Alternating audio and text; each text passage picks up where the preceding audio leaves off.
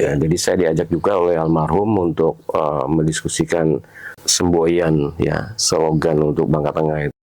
Untuk berpikir pada saat itu menjadi bupati, enggak lah. Cita-cita tuh pengennya bisa ngobatin orang, jadi dokter, senang. Saya sampaikan, ayo kita selesaikan ini di provinsi. Bangka Balem itu kondisinya agak tidak sebaik mungkin, artinya untuk dijadikan pelabuhan yang dalam waktu lama.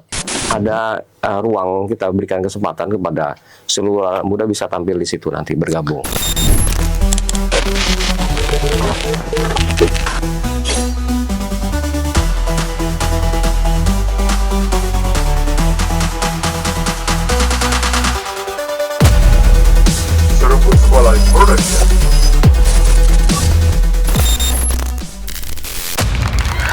Assalamualaikum warahmatullahi wabarakatuh.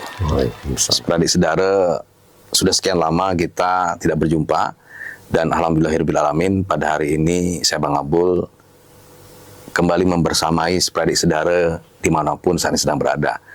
Dan tentu saja beberapa topik-topik sebelumnya yang kita angkat ada muatan politis, ada muatan sosial budaya dan lain-lain. Tetapi kali ini kita akan coba mengangkat sebuah cerita baru ya, kisah baru kira-kira begitu terkait dengan sosok figur yang menurut kami luar biasa dan alhamdulillahirrahmanirrahim jauh-jauh beliau bisa datang kemari dan menyempatkan diri untuk membersamai kami di studio Sunumpun Sebalai Production. Langsung saja kita sapa beliau. Assalamualaikum Bang Ayi. Ya, waalaikumsalam warahmatullahi wabarakatuh. Ya. Bang Abul, apa kabar? Sehat, Bang Ayi sehat ya? Alhamdulillah. Ya. Bang Ayi ini adalah panggilan akrab ya, Bang Ayi ya? Ya, panggilan kecil. Panggilan kecil. Dan biasanya manggil Bang Ayi ini pasti orang-orang yang sangat dekat sekali sama beliau. Berarti saya termasuk dekat nih. Alhamdulillah. Ya. Oke, seperti saudara, beliau ini, Bang Ayi ini adalah seorang bupati ya saat ini. Dan barusan saja beliau ini dilantik ya. Setelah satu periode beliau menjabat. Dan kali ini beliau menjabat lagi dan waktunya masih panjang sekali untuk membangun Kabupaten Bangka Tengah. Sebelum kita mulai nih, lebih jauh bicara tentang Bangka Tengah nih Pak Bupati. Kita tahu bahwa tagline dari Bangka Tengah itu adalah Selawang Segantang. Iya. Bisa diceritakan sedikit nih, apa makna di balik itu? Ya, alhamdulillah. Sebenarnya itu memang dirintis oleh para founding father-nya Bangka Tengah pada saat itu ya, yang berpikir bahwasanya bagaimana Bangka Tengah ini hidup dalam satu kesatuan dan selalu bersama-sama. Artinya kita kumpul, makan bersama, mendiskusikan bersama satu persoalan, sehingga tidak ada yang merasa ditinggalkan, tidak ada yang merasa bahwa kita yang dilebihkan, tapi semua itu duduk sama Anda, ya, bersama-sama berpikir pada saat itu, maka dibentuklah pada saat itu zaman almarhum Pak Abu Hanifah sebagai PJ Bupati Bangka Tengah pada saat itu. Nah, beliau mengundang beberapa tokoh masyarakat yang ada di Bangka Tengah pada saat itu untuk membuat slogan Selawang Segantang itu, yang artinya kurang lebih pada saat itu saya juga salah satu diajak ya, karena saya adalah menjabat pada saat itu sebagai ketua KNPI Bangka Tengah yang pertama. Ya, jadi saya diajak juga oleh almarhum untuk mendiskusikan semboyan ya, slogan untuk Bangka Tengah itu.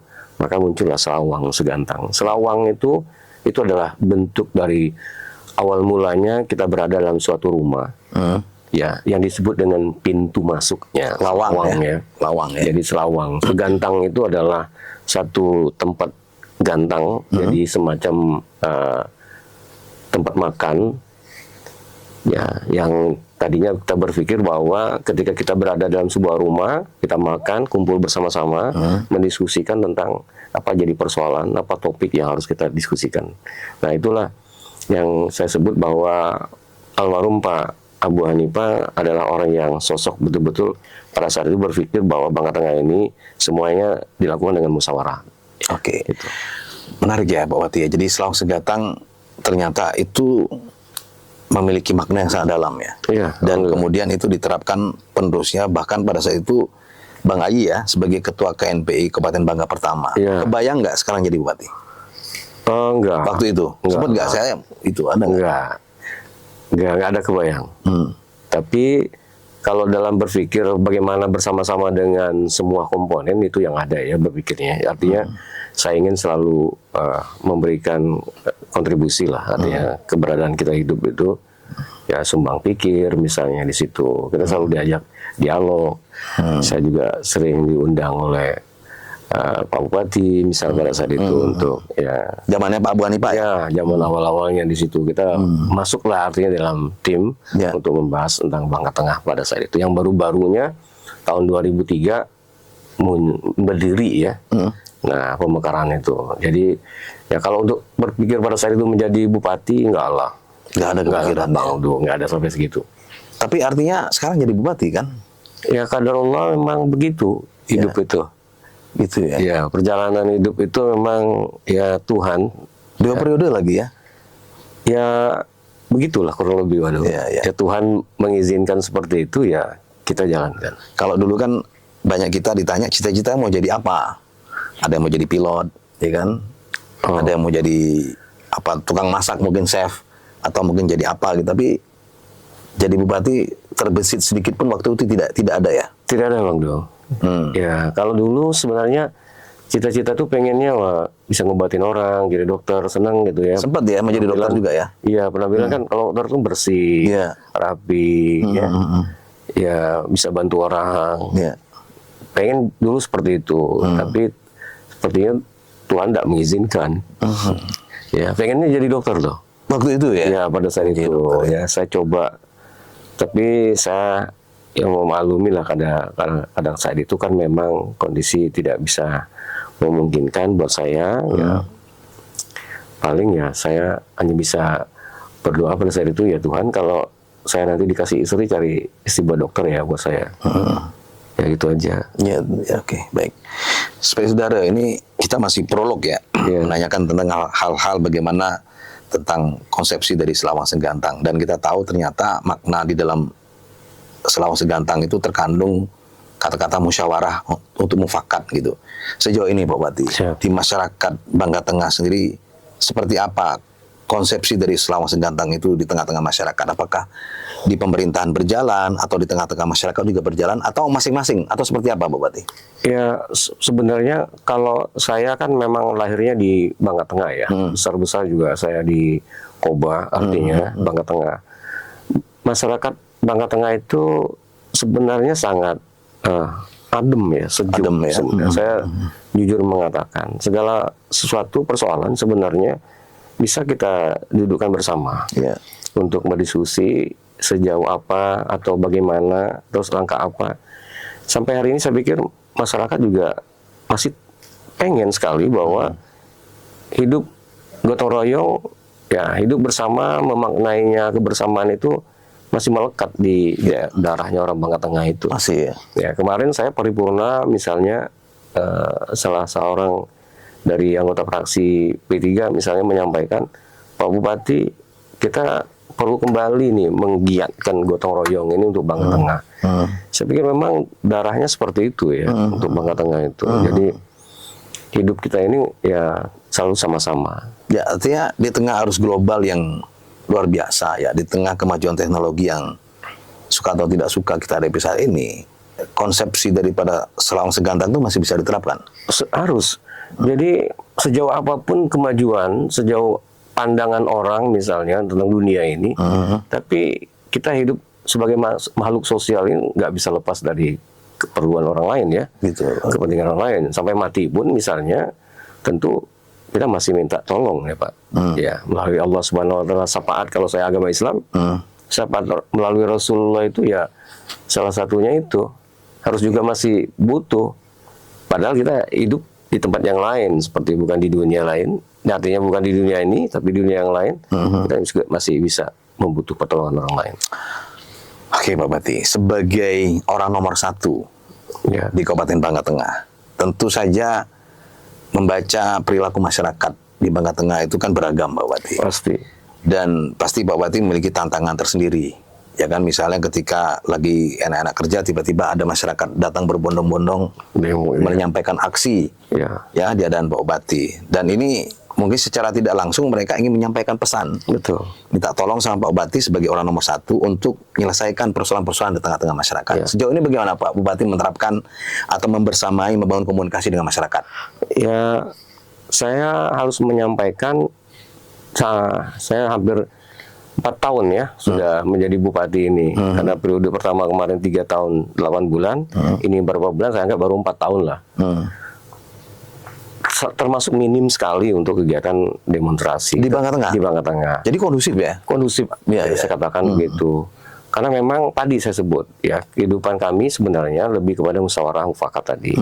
Tetapi ya dinamika memang setiap persoalan kan tidak segampang yang bisa kita diskusikan. Ada juga misal kepengen riak-riaknya, misalnya ingin menyampaikan aspirasi melalui seperti yang Bang Abdul tadi sampaikan, misalnya datang baru-baru ini misalnya ya saya sampaikan teman-teman atau masyarakat dari Batu Briga misal datang kurang lebih menurut Pak Kapolres kurang lebih 350 orang pada saat itu hadir menyuarakan aspirasi mereka bahwa pengen IUP misalnya tambang BD5 itu dicabut, kemudian pengennya mereka perda RZWP 3 ya itu direvisi ya.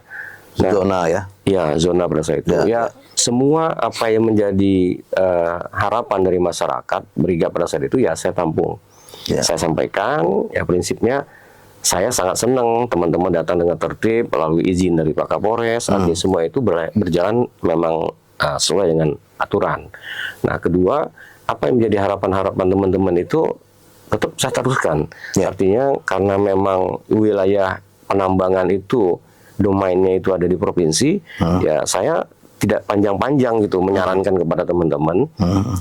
Saya sampaikan, ayo kita selesaikan ini di provinsi. Kita temui sama-sama Pak Gubernur untuk mendengar langsung ya apakah arahan dari Pak Gubernur. Nah, alhamdulillah teman-teman bisa kita ajak. Nah, ini yang saya sambut bahwa kita tuh pada dasarnya musyawarah dan mufakat. Saya panggil ketua timnya pada saat itu, mau nggak kita berangkat ke gubernur, ya saya sudah izin terlebih dahulu Pak Gubernur untuk bisa hadirkan teman-teman perwakilan dari Briga. Alhamdulillah mereka mau. Ya ini yang sempat ya waktu itu ya, ramai juga ya di kantor gubernur begitu ya. Siap. Ini yang sampai nginep ya. Oh enggak Bang Dul. Enggak. Alhamdulillah enggak. Kalau yang pas saya itu enggak.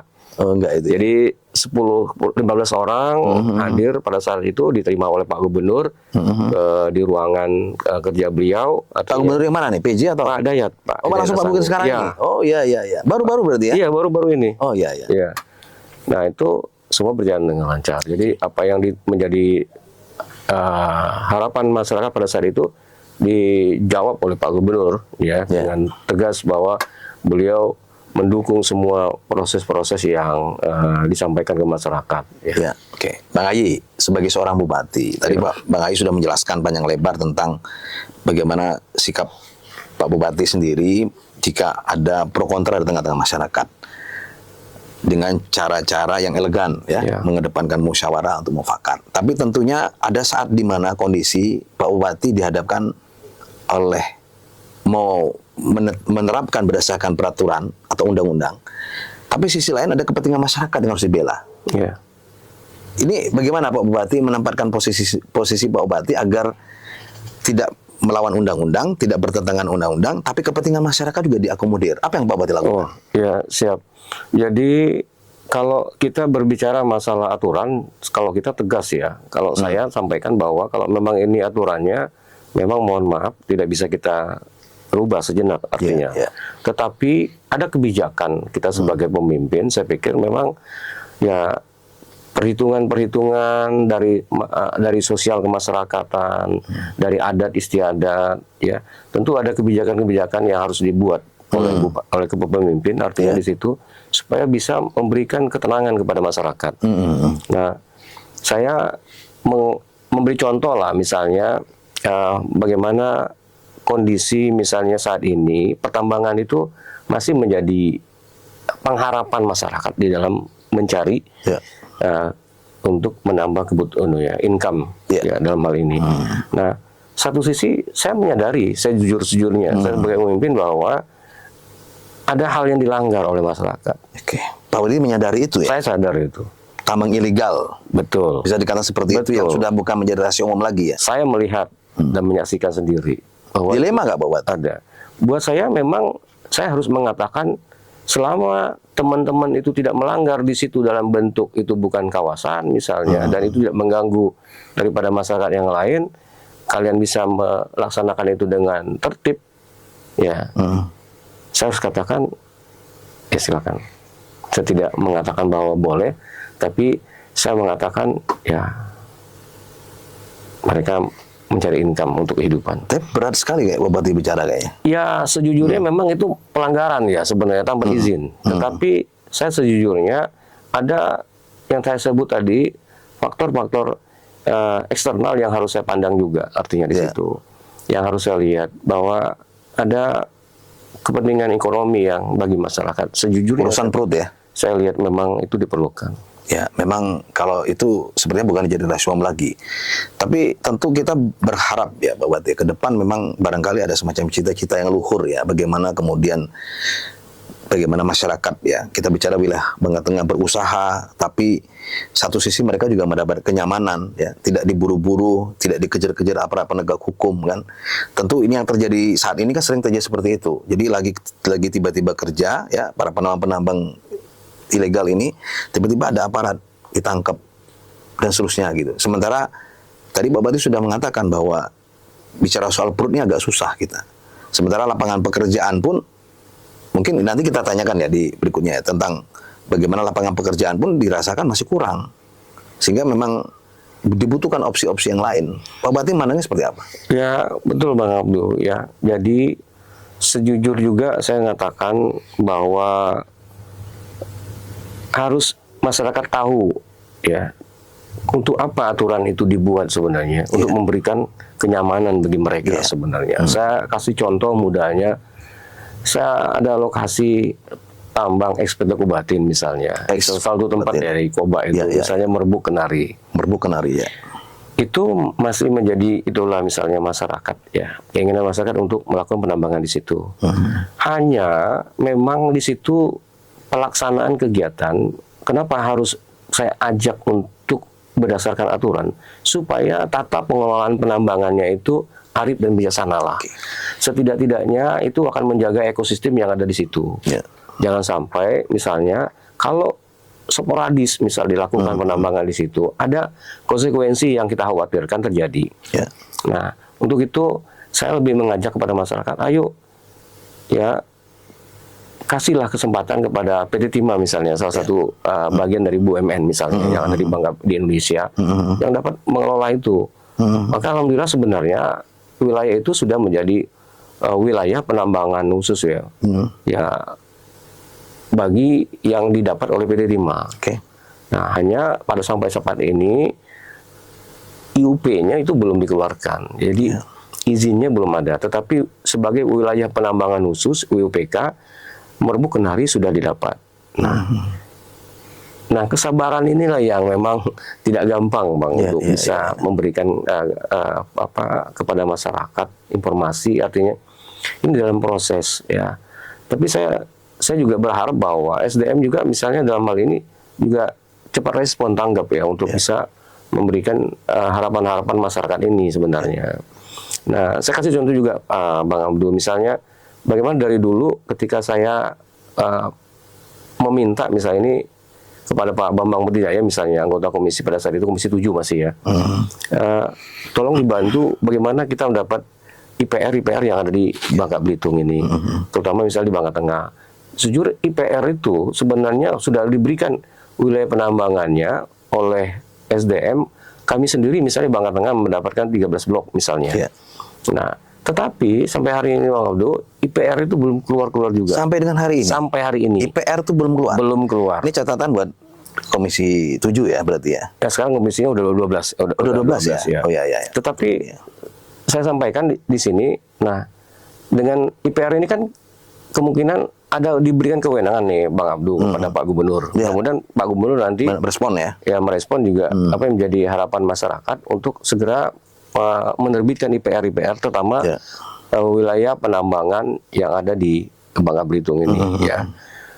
Kan memang sayang misalnya ada wilayah penambangan yang saat ini misalnya digarap, tetapi tadi Bang Abdul sebutkan ini sebagai illegal mining. Nah, kita pengen sebenarnya masyarakat juga nggak lagi di ubur-ubur misalnya, dikejar-kejar misalnya dengan situasi kondisi yang dianggap melanggar. Nah, bagaimana kita membantu masyarakat? Nah, sebenarnya dengan cara salah satunya adalah menerbitkan IPR tadi. IPR ya? Ya, izin penambang rakyat. Ya.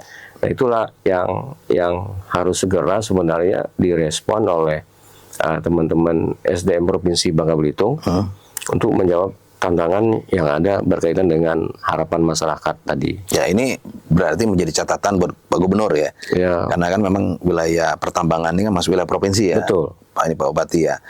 Oke, baik Pak Bupati. Tentu kita menyadari bahwa tidak mudah memang untuk mengurusi sekian banyak orang ya. Yang jumlahnya kalau tidak salah Bangka Tengah itu 209.000 ya. Ya, hampir 210.000 lah. 210.000 ya. Jadi jumlah penduduk yang tidak sedikit dengan berbagai macam keinginan. Ya. Ya. Satu periode sudah dilewati. Siap. Periode berikut ini terpilih kembali. Alhamdulillah. Artinya masyarakat masih mempercayai. Bahkan info kita terima sekitar 70% ya. 73% Pak Bupati dipilih oleh rakyat. Masyarakat menginginkan Pak Bupati memimpin kembali Bangka Tengah. Tentu harapannya sangat besar nih dengan Pak Bupati. Siap. Gimana Pak Bupati? Ya, betul Bang Abdul. Ya, alhamdulillah proses itu sudah selesai dan berjalan. Tinggal kita ini bersama-sama sebagaimana komitmen Pak Presiden yang saya tahu ketika Asta Cita disampaikan beliau, ya mari kita bersama-sama putra-putri terbaik bangsa ini untuk bisa bergandeng tangan membangun Indonesia ini lebih maju ke depannya. Nah, sama halnya misalnya di Bangka Tengah, saya juga berpikir sama. Apa yang menjadi harapan kita adalah untuk bisa memajukan Bangka Tengah ini. Tentu maju yang berkelanjutan, artinya ya dengan segala daya yang kita punya, ya dengan segala kekurangan yang kita miliki, tentu buat kita adalah maju terus. Itu tidak ada kata yang misalnya harus kita stop ya. Kita tidak mau berhenti di situ saja dengan kata maju, tetapi memang maju yang terus berlanjut. Jadi saya kepengen sekali ya Bangka Tengah itu pertama adalah maju ekonominya, kemudian maju lingkungannya ya di situ, kemudian infrastrukturnya, kemudian saya juga ingin sekali bagaimana kehidupan sosial masyarakatnya, kemudian bagaimana pelayanan publiknya. Jadi ya 3 hal yang memang kita rumuskan di dalam RPJMD kita kemarin ketika kita menyusun setelah kita dinyatakan menang, ya kita menyatakan bahwa untuk RPJMD kita 2025 sampai 2030 ini ya memang kita menyusun yang pertama adalah bagaimana ekonomi kita, ya kemudian bagaimana tatanan sosial kita masyarakat, kemudian bagaimana pelayanan struktur kita di pemerintahan ya. Jadi 3 hal itu yang menurut saya memang sudah harus kita buat. Oke, baik. Supaya saudara semakin seru ya ngobrol sama Bang Ayi, Pak Bupati kita ini dari Bangka Tengah jauh-jauh datang ke studio kami di Sungai Liat. Dan tentu beliau juga menginginkan semacam respon juga dari masyarakat. Keberadaan beliau tentu masukan-masukan ya Pak Bupati ya, saran-saran untuk beliau kan. Beliau ini juga termasuk sosok yang membuka diri dengan siapapun. Dan saya juga dari sini SMA-nya Bang. SMA malah di Sungai Liat. Iya, SMA negeri. Ya 1 tahun. Sungai Liat. Dan tentu cita-cita jadi bupati tadi juga tidak pernah ada ya. Tiba-tiba garis tangan beliau jadi bupati harus memimpin jumlah penduduk yang sangat banyak di Bangka Tengah. Harapan pasti banyak dengan beliau. Dan kita melihat saat ini Pak Bupati, Bangka Tengah memang jauh dari polemik ya. Jauh dari apa ya? Saya ingin mengatakan dari kontroversi, semacam kontroversi ya. Jadi ya seperti Pak Bupati katakan sejuk, adem.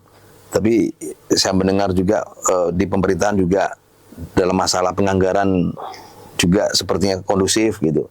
Tapi belakangan sempat ada pemotongan juga sekarang ini. Gimana tuh Pak Bupati? Ya kalau itu memang sudah kewajiban kita ya. Kewajiban. Itu perintah undang-undang atau keputusan Pak Bupati? Surat yang pertama ya rujukan kita adalah dari Kemendagri, kemudian dari Kementerian Keuangan. Ya tentu itu menjadi panutan kita dalam merumuskan kebijakan juga, Pak.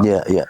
Ya di kami sebenarnya juga memang tetap ada di seluruh kita ini. Hampir rata-rata ya kalau bicara defisit pasti ada, ya nggak bisa dielakkan. Seluruh Indonesia ya? Ya, walaupun kecuali ya ada memang seperti daerah-daerah yang ibu kota provinsi misal DKI ya pikir lain ya. Tetapi kalau di beberapa daerah ya defisit itu sepertinya menyertai dalam rangka itu. Hanya di dalam pengolahan ini saya pikir kami berupaya untuk mengoptimalkan sumber daya yang ada ini ya sebaik mungkin, artinya bisa kita olah, tetapi kita juga tidak mengurangi daripada kualitas itu ya. Nah, memang ada beberapa kegiatan misalnya volumenya harus kita kurangi. Ya. Ya, tadi kalau misalnya menu ya masakan itu misalnya kita pakai 3 macam, ya menunya bisa berkurang 2 macam. Ya. Tapi tetap ada menu lah kira-kira. Tetap. Jadi nggak kosongan ya. Tidak kosong. Makan tetap ada lauknya gitu ya. Tetap ada. Jadi dikurangi lauknya. Dikurangi. Gitu Pak. Oke, ini jawabannya bijaksana sekali. Pak Bupati, belum lama ini kita tahu bahwa Bangka Tengah itu sempat bertemu ya antara Pak Bupati dengan Pak Gubernur ya. Itu terkait akan membuat sebuah pelabuhan. Iya. Bisa diceritakan nggak sih sebenarnya ini pelabuhan apa sebenarnya Pak Bupati? Karena masyarakat ini kan bertanya-tanya ini, pelabuhan apa gitu di Bangka Tengah, kok tiba-tiba ujuk-ujuk Pak Gubernur ya bertemu Pak Bupati bersepakat nanti kita bangun pelabuhan di sini. Bisa disampaikan Pak Bupati seperti apa tuh sebenarnya? Waduh ya. Ya, alhamdulillah beliau Pak Gubernur dalam rangka kunjungan kerja beliau yang pertama. Pertama langsung bikin pelabuhan ya. Yang pertama di Bangka Belitung, artinya secara kepemerintahan ya. Kami yang di sapa beliau terlebih dahulu. Ya, kami alhamdulillah beliau hadir dan bisa menyapa seluruh perangkat kami, mulai dari perwakilan dari RT, Kades, Lurah, Camat, ya, tokoh masyarakat, kemudian perangkat daerah kami, kemudian Forkopimda hadir pada saat itu. Nah, saya mempersiapkan diri, artinya ketika saya membaca media beliau, artinya menyatakan bahwa Pangkal Balam, salah satu sentral pelabuhan yang ada di Bangka ini, menurut dalam berita itu yang disampaikan oleh beliau, kondisinya memang tidak bisalah enjoy ya, dinikmati dalam waktu yang cukup lama nanti. Jadi beliau menyampaikan bahwa Pangkal Balam itu kondisinya agak tidak sebaik mungkin, artinya untuk dijadikan pelabuhan yang dalam waktu lama.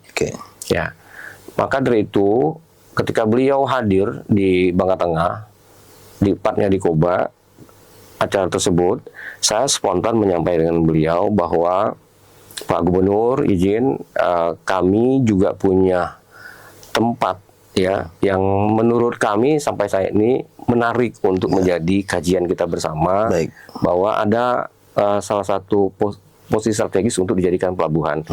Beliau bertanya ke saya alasannya apa. Ya, saya sampaikan bahwa tempat tersebut yang lebih utamanya saya bilang itu tidak akan berpengaruh misalnya dengan cuaca, angin misalnya. Ya,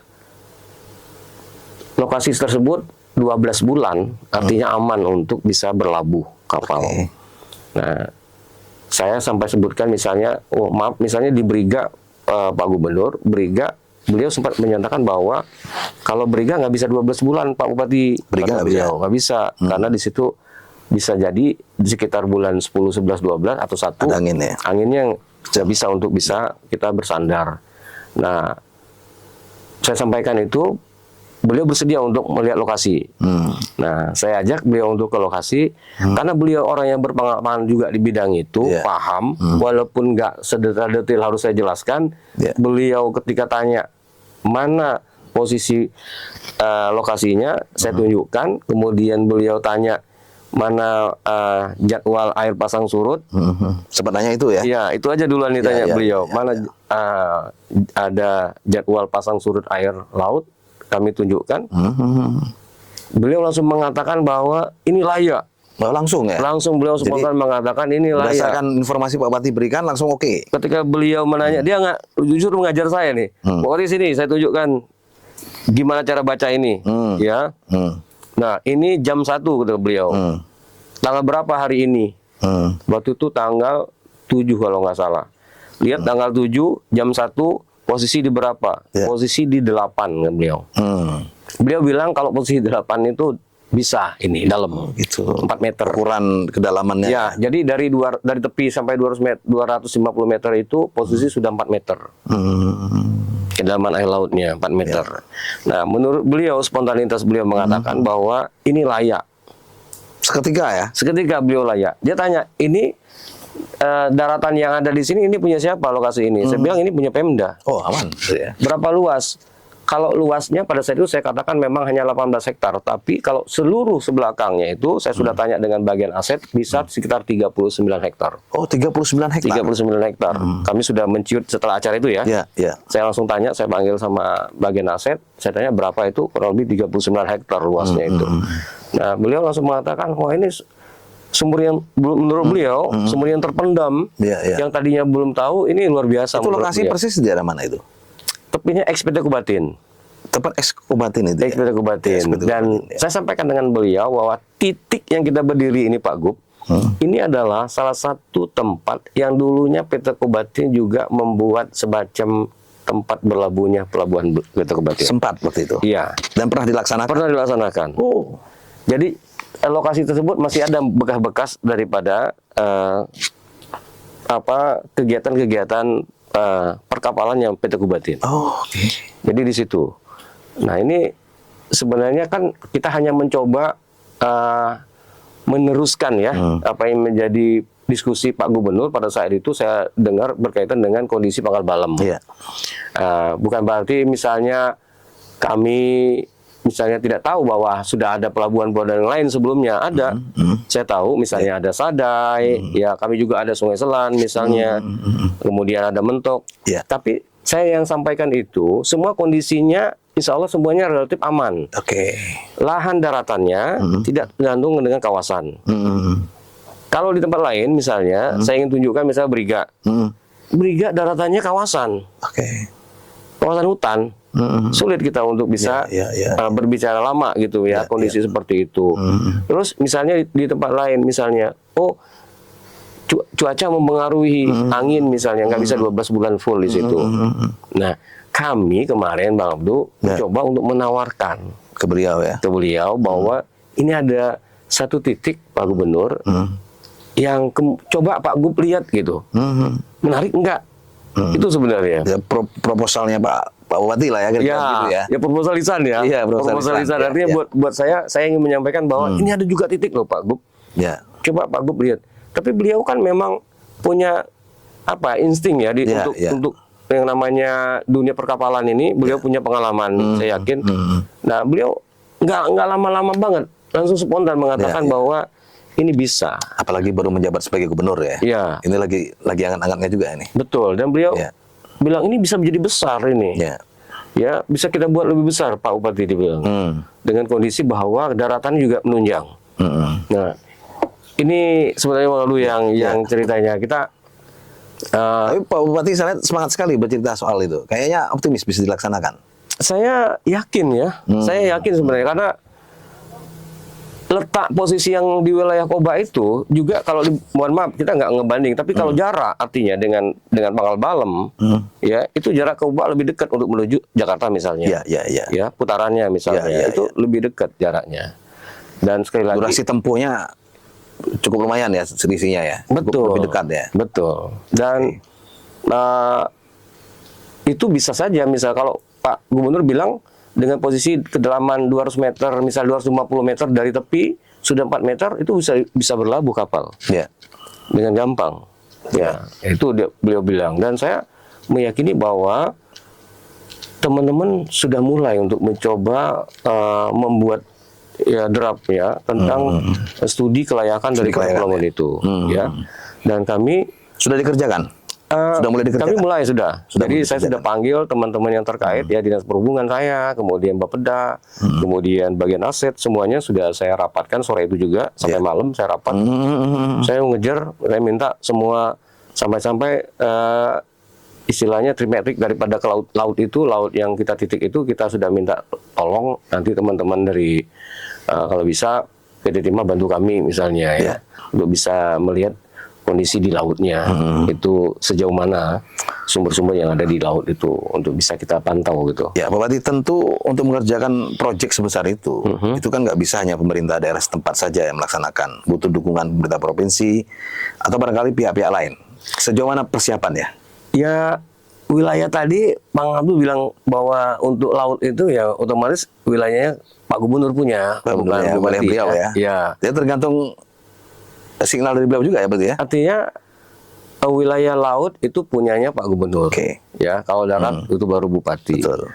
Maka saya terlebih dahulu tetap akan menyampaikan suun lah bahasa kitanya ke beliau bahwa bagaimana pandangan Pak Gub gitu tentang apa yang menjadi usulan kami ini. Dan alhamdulillah beliau respon. Tetapi saya mau menyampaikan kepada teman-teman bahwa kegiatan ini kita harapkan adalah pure ini adalah swasta. Harus swasta. Ya, kalau saya lebih condongnya begitu sebenarnya. Biar apa? Percepatannya lebih cepat akseleratif ya? Betul. Jadi kalau kita mengharapkan kondisi saat ini misalnya di kita, pemerintah artinya, itu sepertinya agak lamban. Oke, baik. Nah, maka saya mengajak teman-teman untuk kita secara bertahap kita mulai menyusun. Jadi kita jangan kosong sebagai pemerintah daerah. Kita mencoba juga untuk membantu merealisasikan ini. Bagaimana caranya sesuai dengan kemampuan kita. Oke. Misalnya saya sebut trimetri ke lautnya ini bagaimana? Kita nggak bisa nih dapat. Supaya tahu, saya juga harus tahu kondisi di dalam lautnya bagaimana. Ya kita harus minta bantu nih biar cepat. Ya prosesnya. Nanti ketika orang atau pihak investor mau diskusi tentang hal itu, kita bisa menjawab dengan tegas. Kondisi bagaimana di dalamnya, apa yang harus kita lakukan. Nah ini sedang disusun oleh teman-teman kami semuanya ya sambil berjalan. Nah saya berharap kalaupun nanti Pak Gubernur misalnya bisa memberikan kesempatan kepada kami, kalau kami sudah siap artinya beberapa detail sedikit gambaran tentang kegiatan ini kami ingin papar dengan beliau. Oke, baik. Ya, bagaimana persiapan dan langkah-langkah kami ini. Ya. Oke, seperti saudara, masih terus bersama saya Bang Abul di Serbon Swale Production. Tentu saja kita akan mengulik terus ya beberapa pertanyaan lagi bersama beliau ini terkait bagaimana kepemimpinan beliau menjabat dan apalagi ini hitungannya masih beberapa bulan ya. Ya. Memimpin Bangka Tengah. Pak Bupati, tentu kalau tadi kita bicara tentang pertambangan, kemudian bicara tentang pelabuhan, kita juga pengen mengetahui ya, sebenarnya kan Bangka Tengah ini kan jauh dari polemik, ya, jauh dari cerita-cerita ekstrim lah, katakan seperti itu. Masyarakat yang ada di sana tentu harus disejahterakan. Ya. Ya, sebagai sebuah cita-cita seorang kepala daerah tentunya. Betul. Semakin sejahtera rakyatnya, semakin bahagia atau bupatinya, kan gitu. Ya. Bupati juga tenang, Betul. ya, rakyat juga tenang dan seterusnya gitu. Nah, kita juga pengen tahu nih sumber-sumber pendapatan asli daerah yang sekarang ini Pak Boy lakukan dengan portofolio atau letak geografis yang ada di Bangka Tengah itu seperti apa sebenarnya sejauh ini? Apa yang dari mana aja sumber-sumber itu, Pak Bupati? Ya, baik Bang Abdul. Jadi kalau Bangka Tengah saat ini memang tidak sama kondisinya dengan kondisi 5 tahun yang lalu misalnya. Berbeda ya? Beda. Kita masih berharap betul misalnya di wilayah penambangan ini, terutama di pasir ya tadinya. Kalau sebelum-sebelum itu memang zaman saya masih Ketua DPRD Bangka Tengah, tahun 2017-2016 ya. Pasir itu memang masih agak lumayan lah artinya dikelola oleh teman-teman ya. Tapi sekarang kondisinya tidak sama karena pasir sendiri sudah berkurang jangkauannya karena keterbatasan dengan izin ya. Karena lokasi di Bangka Tengah itu saya katakan 56% memang masuk kawasan hutan. Jadi agak sulit teman-teman ketika sudah masuk wilayah HP misalnya tentu harus ada izin yang lebih lanjut.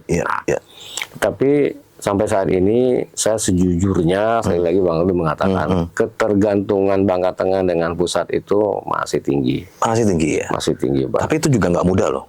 Ya. Ketergantungan dengan pusat tinggi, tapi kalau nggak bisa ngelobi juga susah juga loh Pak.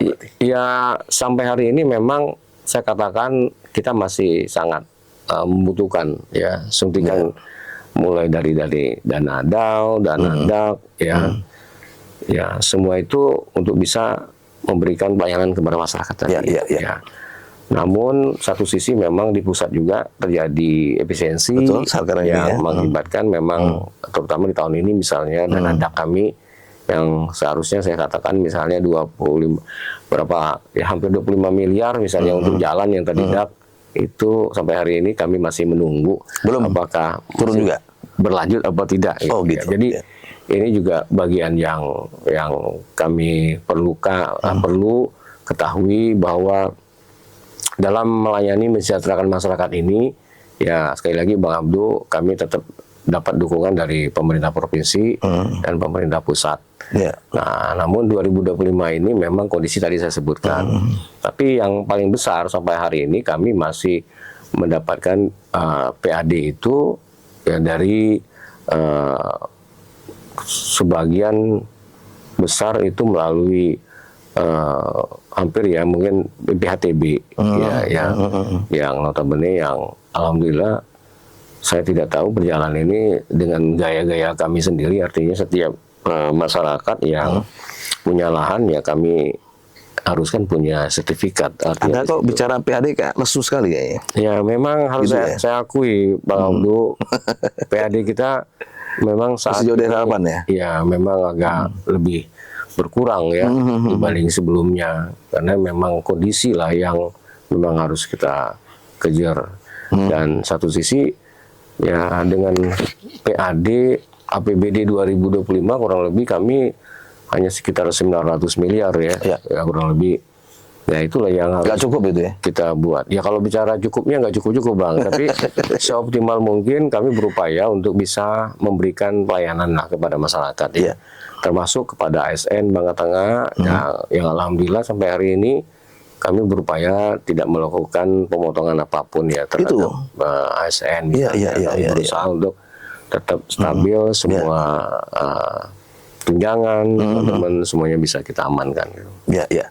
Beberapa masyarakat sempatlah Pak Bati ya mengomentari bahwa Bangka Tengah ini jauh dari cita-cita yang miring ya. Saya nggak tahu tuh kenapa kok Bangka Tengah itu dengan kondisi yang stabil ya, bisa Anda katakan pembayaran untuk PNS honorarium berjalan dengan lancar, sementara mungkin di daerah-daerah yang lain gonjang-ganjingnya luar biasa gitu. Tapi Bangka Tengah ini jauh dari polemik cerita-cerita yang miring gitu. Sebenarnya Anda ini menjauhi publikasi atau bagaimana? Artinya dengan kondisi yang stabil seperti ini, masyarakat juga mestinya kan tahu bahwa Bangka Tengah itu di bawah kepemimpinan Anda 5 tahun pertama dan bahkan mungkin ke depan itu akan semakin baik gitu.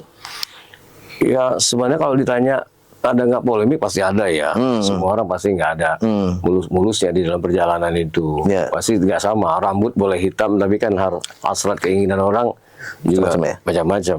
Ya begitu juga masyarakat artinya di situ. Tetapi sekali lagi komunikasi ini penting. Komunikasi ya. Ya, saya berupaya untuk bisa berjumpa dengan masyarakat itu tidak mesti harus dalam tatanan formal, tetapi saya lebih mengedepankan ya di lokasi-lokasi yang menurut saya untuk bisa ketemu. Terutama misalnya di hari Jumat, ya saya bisa komunikasi dengan masyarakat, bagaimana kondisi kita ini. Kalau segala kekurangan pasti ada, tapi saya berharap masyarakat untuk bisa berupaya sama-sama untuk kita membangun. Kalau ada masalah, ayo kita diskusikan. Selawang segantang. Betul, selawang segantang tadi. Tapi dinamika ke depan itu kan memang tidak gampang, Pak Abdu ya. Maka saya berupaya juga untuk memberikan terobosan-terobosan seperti alternatif pelabuhan yang tadi saya coba tawarkan dengan Pak Gubernur. Itu kan salah satu kiat kita untuk memberikan dampak ekonomi yang masif juga ya. Betul, setidak-tidaknya ada gambaran ke depan bahwa mau ngapain gitu ya. Harus tahu kita punya peluang nih betul. yang harus kita tangkap dan kita berikan kepada masyarakat satu kesempatan nantinya. Sejauh ini respon publik tentang pelabuhan itu bagaimana Pak Bati? Di Bangka Tengah sendiri masyarakat. Saya kan bukan pemainnya Twitter misalnya, bukannya TikTok gitu ya. Saya jarang lah untuk bukan pelaku media sosial lah kayak begitu ya. Tetapi saya sempat lihat lah. Teman-teman kan kami punya juga ya, macam mulai dari TikTok Pemda, punya Facebook misalnya, punya Pemda, dan kegiatan saya juga kadang-kadang diliput oleh teman-teman jadi humas, Kominfo misalnya. Saya melihat bahwa ketika cerita tentang pelabuhan itu muncul, wah luar biasa. Yang tadinya responnya nggak hanya puluhan misalnya kan, sekarang saya lihat, tapi hari itu bisa 1.500-an. Ada harapan gitu ya. Artinya beda. Artinya saya melihat bahwa ada keinginan ya tahu ya masyarakat tentang kondisi itu. Tetapi sekali lagi saya tidak mau mengomen lebih jauh, tetapi hanya ini kan sabar aja dulu kepada masyarakat bahwa pilihan-pilihan itu sebenarnya pelabuhan itu kan sebagai satu alternatif ya, yang kita coba tawarkan. Bukan berarti di situ akan menguras misalnya biaya pemerintah, tidak. Kita berupaya untuk swasta full. Artinya di situ saya tawarkan. Apakah itu mengganggu di jaringan misalnya pelabuhan yang lain yang ada pada saat ini? Tidak. Karena pada prinsipnya pelabuhan yang kita tawarkan itu bagaimana memudahkan sebenarnya bagi para pengguna jasa pelabuhan itu yang selama ini kita anggap di Bangka itu agak sulit.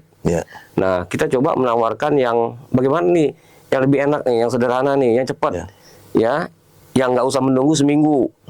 Misalnya, kalau Pak Gubernur bilang bahwa di Bangka Barat bisa harus menunggu seminggu baru bisa mendarat lagi ke tepiannya. Nah, kita coba menawarkan yang kita nggak, insya Allah, kita coba tawarkan bahwa pelabuhan itu tidak akan harus menunggu. Nah, ini yang kita sebut peluang ya, bukan berarti misalnya ini ini kerja mubazir atau gimana. Belum, nanti dulu kita bicara masalah mubazir. Ini terlalu banyak, nanti dulu. Ini coba kita mencoba membuat suatu gebrakan bahwa kita punya potensi. Ini Bangka Tengah punya potensi yang harus kita tonjolkan nih. Ya jangan kita diamin, Pak Bupati.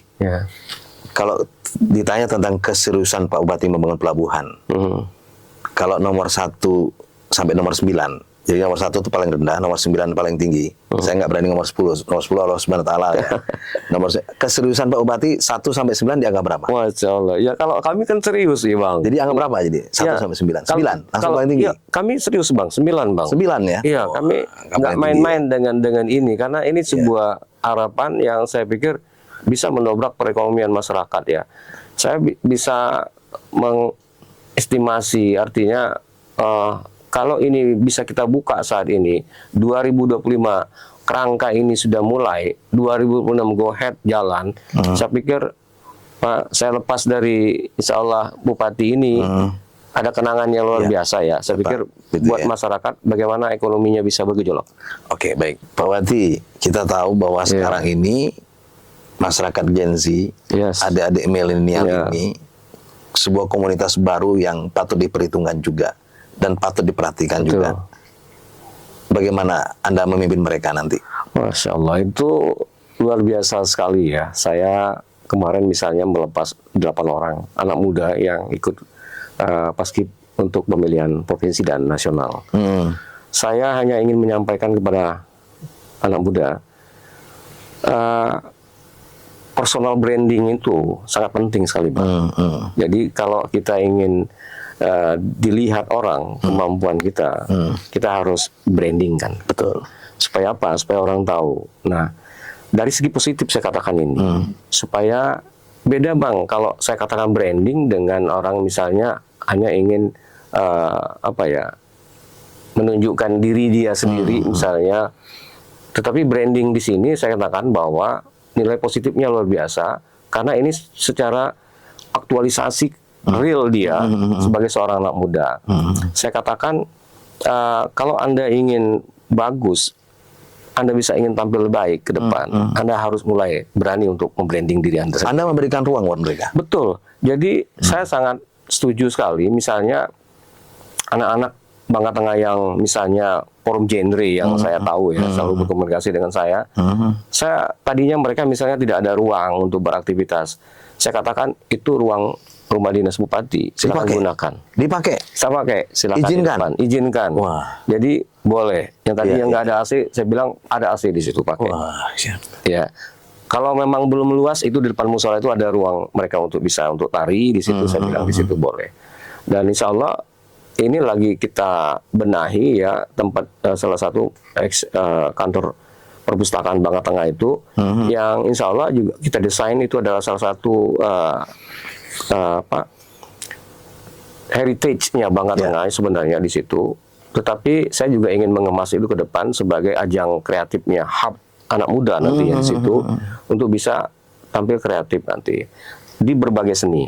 Jadi saya yakin itu salah satu hubnya nanti kita buat di Bangka Tengah. Perpustakaan itu saya sudah katakan nanti ada ruang, kita berikan kesempatan kepada seluruh anak muda bisa tampil di situ nanti bergabung. Pesan Anda untuk anak-anak muda yang ada di Bangka Tengah? Ya tadi harus berani brandingkan diri. Harus berani branding. Harus berani branding. Ya. Personal branding ini ya memang harus dimulai dari saat ini. Bukan berarti kita, mohon maaf Bang Abdu, membuat misalnya konten-konten yang justru misalnya negatif, bukan. Tapi kalau bisa kita sebagai kreator misalnya di situ, kita mencoba untuk menjadi membuat konten yang menarik, yang misalnya disetujui orang, yang bisa memikat orang, sehingga orang pada senang untuk melihat itu. Bagaimana kita mengemas itu? Harus berani mulai seperti itu. Saya lihat anak muda sekarang sudah mulai berani tampil lah, Bang Abdu ya, untuk bisa membuat itu. Saya katakan personal branding sekali lagi anak muda dalam konteks yang positif itu diperlukan. Itu buat anak muda. Oke, anak muda ya. Seperti yang saya contohkan kemarin. Ya, anak-anak kita ini kan kami 2 kali loh Bang Abdu sudah dikirim utusan kami untuk menjadi paskib tingkat nasional. Oke. Ya, 2 kali betul-betul. Dan ini yang ketiga hat-trick insya Allah. Hat-trick ya? Ya, dapat lagi. Insya Allah ini mudah-mudahan. Luar Jadi biasa. kalau sudah 3 kali ini kalau dalam bola itu namanya hat-trick dah. Dapat gelas. Insya Allah. Ya, nah itu yang menurut saya mereka sudah personal branding ya teman-teman itu ya. Mereka udah mampu, berani. Ini yang saya ajak mereka tuh. Harus berani tampil. Harus berani menunjukkan. Saya ini sebenarnya siapa ini? Kenalin diri ini. Kenalin diri ini. Kalau kita nggak kenal kita, susah kita untuk mengembangkannya. Kenalin. Kita ini kemampuannya apa gitu. Jangan sampai anak muda sampai detik ini misalnya nggak tahu ini saya ini siapa sebenarnya. Apa yang harus saya buat ini supaya saya bisa lebih baik ini. Sayang. Jadi harus kenalin dulu diri kita ini. Kita mau apa, mengapa, dan harus apa. Dengan begitu, kalau kita sudah paham, sudah tahu, ya insya Allah kita kejar itu. Ya, Pak Bupati sudah memberikan ruang untuk anak-anak muda. Jadi wahai anak-anak muda yang ada di Bangka Tengah khususnya, manfaatkan itu dengan sebaik-baiknya. Terima kasih Pak Bupati ya. Kejar cita-cita setinggi langit, setinggi-tingginya. Jadi kalau udah setinggi langit itu, jatuh pun, itu akan bersama dengan bintang-bintang. Itu kayak Bung Karno ya. Iya. Saudara, satu pertanyaan lagi yang saya akan tanyakan dengan Pak Bupati kita, Bang Ayi, sosok yang rendah hati. Beliau ini juga dikenal sosok yang religius ya. Puasa Senin Kamis juga gitu, saya dapat informasi ya. Kemudian beliau ini pendekatannya memang humanis ya dengan masyarakat, juga selalu mengedepankan musyawarah mufakat. Sepertinya tersandera juga dengan selawang segantang gitu ya. Tersandera yang positif gitu ya. Artinya tetap melakukan musyawarah gitu. Masyarakat memilih 73% ya kemarin, dan beliau terpilih kembali jadi bupati. Tentu ada pesan apa yang Pak Bupati mau sampaikan kepada masyarakat Bangka Tengah khususnya, kemudian masyarakat Bangka Belitung pada umumnya, agar mereka bisa lebih mengenal lebih dekat lagi Pak Bupati ini. Karena kan tidak semua orang bisa bertemu dengan Pak Bupati ini. Banyak orang-orang yang belum ketemu, ya kan? Nah, mungkin lewat sebuah production ini bisa menyampaikan. Silakan Pak Bupati. Siap, terima kasih ya. Saya tentu ini tak lepas dari nikmat dari Tuhan ya, yang diberikan kepada kami. Ya, dengan segala keterbatasan saya, misalnya tentu banyaklah kurang yang daripada lebihnya hidup ini. Tapi tiba-tiba misalnya Allah takdirkan menjadi bupati, saya hanya mengatakan bahwa ini adalah kebesaran ilahi lah yang membuat kami bisa hadir dan bisa jadi bupati. Tapi sekali lagi, saya bukan malaikat yang bisa menyelesaikan segala persoalan. Ya, tentu tanpa dukungan dari rekan-rekan saya yang ada di Pemda, artinya mulai dari Pak Wakil Bupati, kemudian Pak PJ Sekda, kemudian OPD, seluruh teman-teman di pemerintah, kemudian di Forkopimda juga sangat mendukung dan mensupport. Sekali lagi, masyarakat pasti akan mendambakan kehidupan yang lebih layak, pengen seperti itu. Saya juga punya tanggung jawab untuk bisa mewujudkan mimpi itu, Bang. Nah, tinggal kita sama-sama, maksud saya kalau ada segala satu persoalan, tolong bisa komunikasikan dengan kami. Hanya memang saat ini saya sejujur mengatakan banyak keterbatasan yang kita punya, ya. Terutama di tahun 2025 ini, mohon maaf yang sebesar-besarnya kepada masyarakat, memang ada beberapa kegiatan yang harus kita sementara Di hold ya? Iya, di hold dulu, ya, di stop dulu, kemudian kita tunda. Ya, tetapi menurut saya memang sebenarnya itu penting untuk kita kerjakan. Sehingga kadang-kadang masyarakat sudah agak sedikit marah ya, arti tanda kutip saya, karena kegiatan ini kok nggak dikerjakan gitu, padahal ini penting. Saya mohon dengan ketulusan hati saya, hati ini saya sampaikan memang kondisi yang ini, tapi saya juga berusaha untuk meminta kepada OPD terkait untuk segera membantu lah sebisa mungkin apa yang bisa kita lakukan ya. Memang dinamika ini luar biasa, Bang Abdul. Tapi saya yakin dengan Selawang Segantang tadi, semua masyarakat Bangka Tengah bisa sama-sama lah melihat secara jernih bahwa kondisi saat ini kita perlu duduk bersama untuk mendiskusikannya. Ya, sejuk sekali ya. Pak Bupati, terima kasih sekali sudah hadir di Serupun Sebaya Production, dan satu kehormatan Pak Bupati jauh-jauh dari Bangka Tengah, dari Kobak datang ke Sungai Liat, ke studio kami, mengunjungi kami, satu kehormatan, kami bersama kru ucapkan terima kasih. Dan seperti saudara, akhirnya tuntas sudah ya obrolan singkat kita dalam bentuk podcast bersama Pak Bupati kita, Bang Ayi, yang saat ini terpilih kembali sebagai Bupati Bangka Tengah untuk periode 2025 hingga 2030. Ya. Masih banyak waktu yang beliau bisa karyakan. Tentu bukan pekerjaan yang mudah memimpin 209 hampir 210 ribu penduduk Bangka Tengah. Tapi untuk sebuah cita-cita yang mulia, kita bisa menyaksikan bagaimana tadi podcastnya sama beliau, dan semua disampaikan secara lugas, tegas dan apa adanya, tanpa dibuat-buat. Dan kita berharap Bangka Tengah juga semakin sukses dan semakin maju. Amin. Rakyatnya juga semakin sejahtera. Amin. Ya. Kita ketemu lagi di episode selanjutnya, dan nantikan podcast-podcast kami dengan narasumber-narasumber yang luar biasa lainnya. Sampai jumpa. Assalamualaikum warahmatullahi wabarakatuh. Salam Serumpun, saudara. Waalaikumsalam. Serupun Sebaya Production.